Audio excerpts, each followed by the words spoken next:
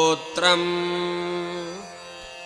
अस्य श्रीशनैश्चरसहस्रनामस्तोत्रमहामन्त्रस्य काश्यपर्षिः अनुष्टुप्छन्दः शनैश्चरो देवता शं बीजं नं शक्तिः मं कीलकम् शनैश्चर प्रसाद सिद्ध्यर्थे जपे विनियोगः शनैश्चराय अंगुष्ठाभ्यां नमः मन्दगतये तर्जनीभ्यां नमः अधोक्षजाय मध्यमाभ्यां नमः सौरये अनामिकाभ्यां नमः शुष्कोदराय कनिष्ठिकाभ्यां नमः।